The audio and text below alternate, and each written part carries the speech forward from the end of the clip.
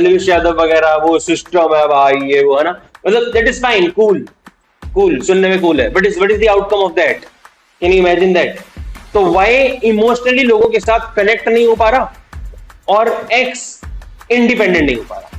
Person को ये लग रहा था कि फादर ने वो केयर शो नहीं करी या मदर को हिट किया, राइट, उसको उसके मन में वो बहुत ज्यादा मेंटली मतलब प्रेशर वहां पर क्रिएट हुआ, कंफ्लिक्ट क्रिएट हुआ कि ऐसा क्यों, उसको वो रीजन कभी समझ नहीं आ पाया। साइकोडायनेमिक व्यू पॉइंट मानता है कि भाई आपका unconscious unresolved mental conflict can lead to a abnormal behavior or any disorder.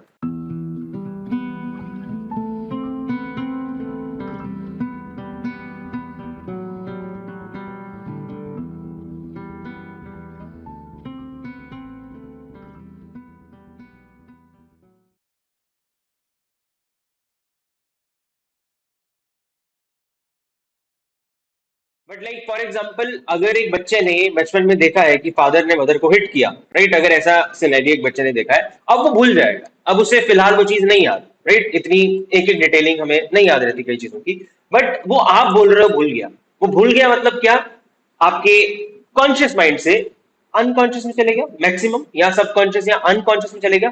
खत्म नहीं होती है, कोई मेमोरी खत्म नहीं होती है according to Sigmund Freud, right. वो बात अगर आपने देखी आपके मन में रहेगा। आपके मन में अगर ये फीलिंग है कि पापा प्यार नहीं करते, या बड़े भाई बहन को ज्यादा, छोटे को ज्यादा, मुझे नहीं किया वगैरह, तो वो सब फीलिंग्स, वो सब इमोशंस, वो सब कुछ अकॉर्डिंग टू सिगमंड फ्रॉइड आपके मन में रहते हैं हमेशा, वो गायब नहीं होते, राइट। तो ये बात यहां पर ही बोलना चाह रहा है। अब अगर एक पर्सन को ये लग रहा था कि फादर ने वो केयर शो नहीं करी या मदर को हिट किया, राइट, उसको उसके मन में वो बहुत ज्यादा मेंटली मतलब प्रेशर वहां पर क्रिएट हुआ, कंफ्लिक्ट क्रिएट हुआ कि ऐसा क्यों, उसको वो रीजन कभी समझ नहीं आ पाया, ना कभी हमने पूछा, उसके बाद वो क्लियरिटी नहीं ली क्योंकि हम भूल गए उस बात को, तो बच्चे थे, राइट। बट सिगमंड फ्रॉइड कह रहा है कि वो चीज अब आपकी निकल के आएगी सामने एबनॉर्मल बिहेवियर के रूप में।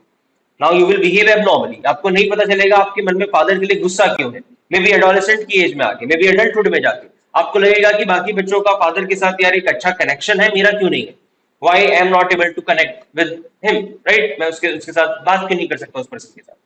तो आपको अब रीजन नहीं समझ आएगा। ये सिगमंड फ्रॉइड बोलता है कि आपकी जो बचपन के एक्सपीरियंसेस है, अब इसको इस पर क्रिटिसाइज भी कई बार किया जाता है, जो इसने बात आगे कर दी, इवन इन्फेंसी।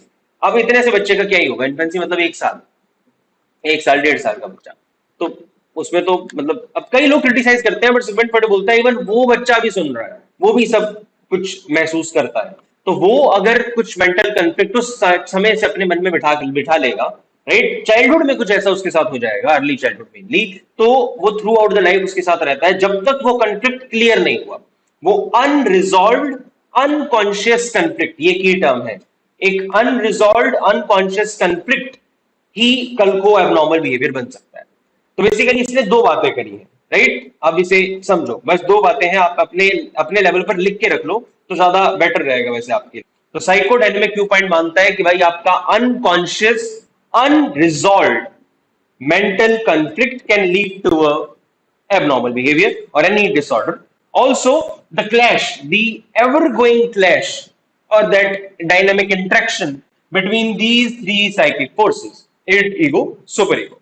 बस इतनी ही टेक्निकल टर्म्स हैं, उसके अलावा अपना एग्जांपल वगैरह देके आप इसे लिख सकते हैं। क्लियर? समझ आ गया?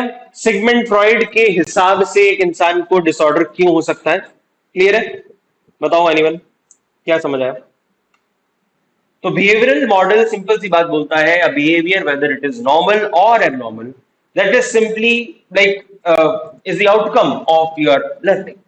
आपने सीखा है, and if you learn something obviously you can unlearn that, and obviously you can relearn a healthy behaviour, right. तो सिंपल सी बात है, इसमें और कुछ भी नहीं समझना है, बस इसी को घुमा फिरा के यहाँ पे लिखा होगा एनसीईआरटी टेक्स्ट में, लेट्स सी क्या है, बट यही होगा बेसिक आइडिया, आपको लर्निंग ही निकल के आएगा, राइट। अब लिखना क्या है, नंबर कैसे मिलेंगे, वो वाला फैक्टर के हिसाब से समझ लेते हैं। बेसिक आइडिया बस इतना सा है कि बिहेवियरल मॉडल बोलता है एबनॉर्मल बिहेवियर आपकी लर्निंग की वजह से हुआ है।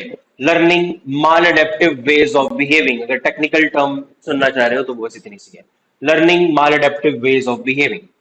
This model states that, यहाँ से पूरा like mark कर लो, this model states that both normal and abnormal behavior are learned and psychological disorders are the results of learning maladaptive ways of behaving, as I mentioned, right? Learning maladaptive ways of behaving. Maladaptive word काफी बार सुन लिया है अब आपने, क्या मतलब होता है बताओ? What is the meaning of maladaptive? क्या? राइट, गलत बिहेवियर। राइट, मतलब जो अडेप्टिव नहीं है, जो अच्छा नहीं है, आपके लिए अच्छा नहीं है, ऐसा बिहेवियर, सिंपल। वो that is simply not good for you. तो आपने ऐसे बिहेव करने के तरीके सीख रखे हैं।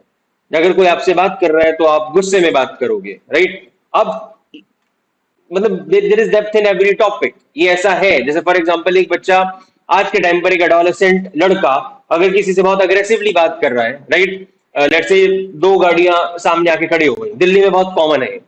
अब दोनों के बीच में ईगो है, ऊपर से आजकल जो गाने चल रहे हैं, राइट, एलविश यादव वगैरह, वो सिस्टम है भाई, ये वो है ना, मतलब that is fine, cool, cool सुनने में कूल है, but is what is the outcome of that? Can you imagine that? दो लड़के अपनी कार में बैठे हैं, एक के आगे दूसरी कार खड़ी है, दोनों की कार में वो गाना चल रहा है, यादव ब्रांड, ये वो ब्ला ब्ला ब्ला, राइट? अब वो दोनों ही वो सिस्टम वाले हैं, उनके कॉलर खड़े हैं, समथिंग लाइक दैट, दोनों ही अपने अपने दोस्तों के साथ बैठे हैं। अब वहां पर अल्टीमेटली वो चाहे या ना चाहे उनका एक वो लाइक उस तरीके का बिहेवियर सामने आएगा।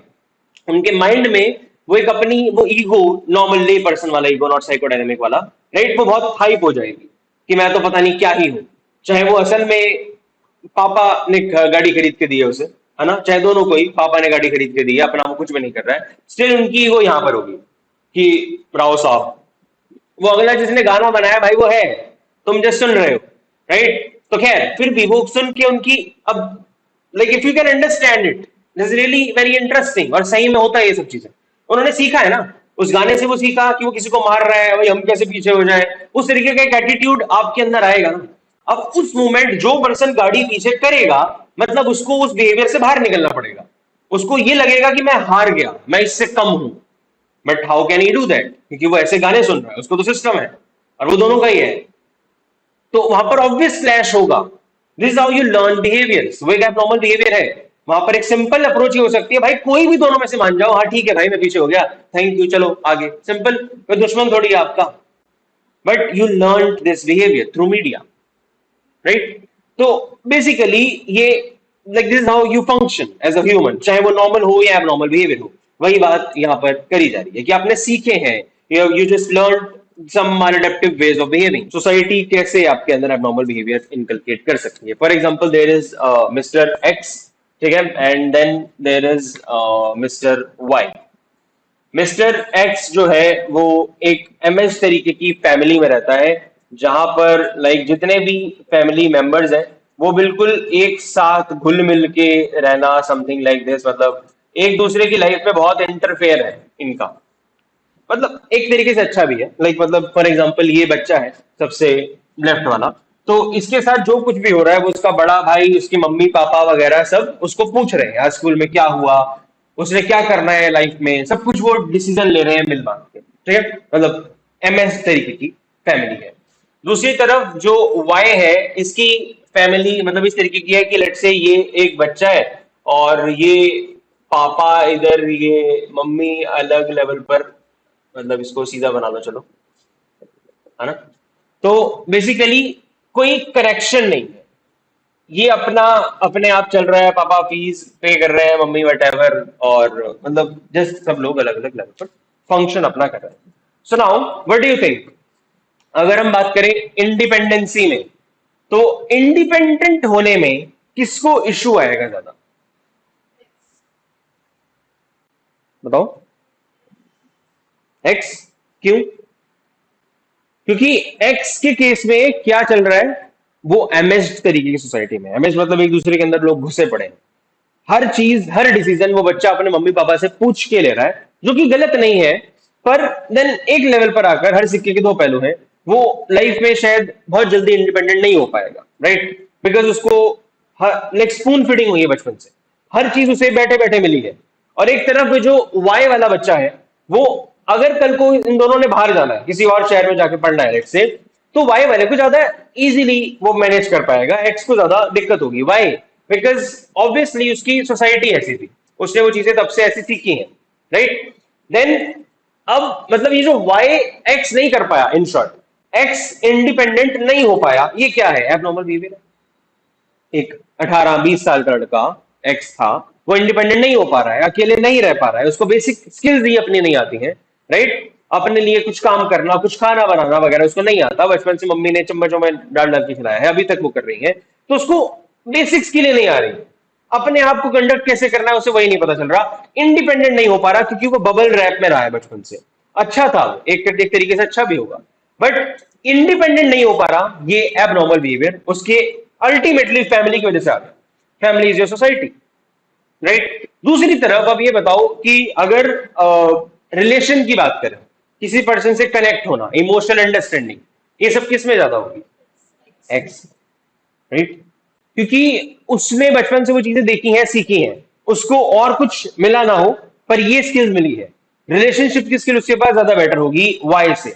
वाई ज्यादा कनेक्ट नहीं कर पाएगा, वाई को अगर उसका दोस्त कुछ बात बताएगा, वो शायद इमोशनली ज्यादा उसके साथ कनेक्टेड फील ना कर पाए, उसको एम्पथी ना दे पाए, बट एम्पथी ज्यादा एक्स दे पाएगा, बिकॉज वो उस तरीके की फैमिली में रहा है, उसने वो अपनी फैमिली से इनकलकेट किया है, वो सीखा है, राइट? बट वहीं वाई में वो चीज नहीं हो पाएगी, बताओ।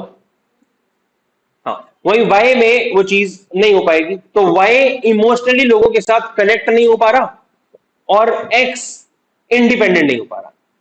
एक्स का इंडिपेंडेंट ना हो पाना और वाई का लोगों के साथ कनेक्ट ना हो पाना, ये एबनॉर्मल बिहेवियर किसने दिए उसे? हमें उसकी सोसाइटी, की फैमिली, राइट? यही ये टॉपिक आपको इन शॉर्ट समझाना चाह रहा था कि आपकी सोसाइटी, आपकी फैमिली स्ट्रक्चर, आपका एनवायरनमेंट जिसमें आप रहते हो, वो भी आपके अंदर अलग अलग तरीके के एबनॉर्मल या नॉर्मल बिहेवियर को पैदा करने के लिए रिस्पॉन्सिबल हो सकता है। क्लियर है?